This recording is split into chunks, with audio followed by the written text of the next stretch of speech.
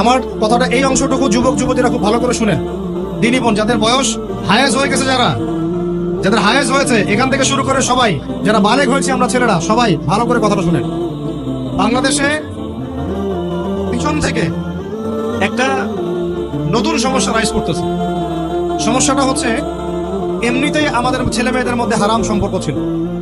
এর স্কুলে কলেজে বিশ্ববিদ্যালয়ে যাচ্ছে, ফ্রি মিক্সিং এ পড়াশোনা করছে, বাসায় পড়ন দেখছে, ওখানে গিয়ে মেয়ের সাথে হারাম সম্পর্ক হচ্ছে, তারপরে প্রেমের সম্পর্কের নামে জেনা হয়ে যাচ্ছে, জেনা হওয়ার পরে ছেঁকা খেয়ে মাদক, তারপরে গান বাজনা বাদ্যযন্ত্র ইত্যাদি ইত্যাদি, জীবনটা শেষ। এদিকে ওই ব্যভিচারী মেয়েরা কারো কারো ঘরে যাচ্ছে, তারা আমাকে বলতে দেন, ব্যভিচারী মেয়েরা কারো কারো ঘরে যাচ্ছে, ওদেরকে নিয়ে আপনারা আবার সংসার করতেছি। এই হচ্ছে না সিচুয়েশন। একজনের 5টা গার্লফ্রেন্ড, একজনের 4টা গার্লফ্রেন্ড, আরেকজনের 3টা বয়ফ্রেন্ড, 4টা বয়ফ্রেন্ড, এই ধাপগুলো পার হয়ে হয়ে এরা সংসারের জীবনে আসতেছে যখন বয়স হয়ে যাচ্ছে 25-30। সমস্যা কিন্তু এটা ম্যাক্সিমাম সবার ক্ষেত্রে হচ্ছে বলবো না, অনেক একটা বড় অংশ এই সমস্যা ফেস করতেছে।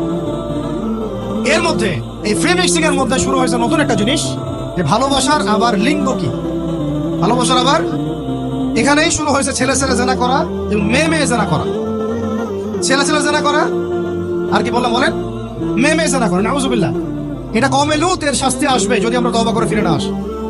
এর উপরে এখন শুরু হয়েছে ভালোবাসার আবার ধর্ম কি, ভালোবাসার আবার, আমার সাথে বলেন কি বললাম, ভালোবাসার আবার, এদিকে মনোযোগ দেন, ভালোবাসার আবার কি, ভালোবাসার আবার কি, এই কথাটা এই স্লোগানটা দিয়ে কি করা হচ্ছে আপনারা শুনেন। অমুসলিম ছেলে মুসলিম মেয়ের সাথে প্রেম করতেছে, অমুসলিম ছেলে মুসলিম মেয়ের সাথে প্রেম করতেছে, বলতেছে ভালোবাসার আবার ধর্ম কি, তুমি আমি একে অপরকে মহব্বত করি, ভালোবাসি, এর মধ্যে ধর্ম আসবে কেন? বলছে তুমি আমার ধর্মে দীক্ষিত হয়ে যাও অথবা আমি তোমার ধর্ম কবুল করে মুসলমান হয়ে যাব। এই মিথ্যা কথাগুলো প্রলোভন দিয়ে এখানে ওখানে পার্কে নিয়ে গিয়ে চটপটে ফুচকা খাওয়ায়, কফি শপে নিয়ে গিয়ে এভাবে আস্তে আস্তে আস্তে আস্তে মেয়েদেরকে লাইনে নিয়ে আসতেছে। আনার পরে শোনেন, কথাটাকে শুনেন, বুঝেন, আপনি ঠিক বললেও ঠিক, এটা না বললেও ঠিক, চলতেছে এটাই সমাজে। এখন কথা হচ্ছে, আমরা যদি আমাদের বোনদের ইজ্জতকে বাঁচাইতে চাই, এই বিষয়টা সম্পর্কে সচেতন থাকতে হবে।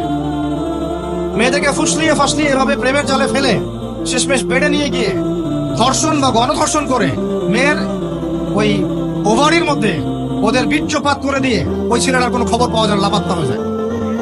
কোনো কোনো ক্ষেত্রে টাকার বিনিময়ে মেয়েদেরকে পাচার করারও অভিযোগ পাওয়া গেছে। এবং এই কাজটার নাম তারা সংঘবদ্ধভাবে দিয়েছে, এর নাম নাকি লাভ জিহাদ। নাউজুবিল্লাহ। এবং বীর দর্পে ফেসবুকে পোস্ট দিচ্ছে, আজকে অমুক মেয়ের এটা করলাম, আজকে তমুক মেয়ের এটা করলাম।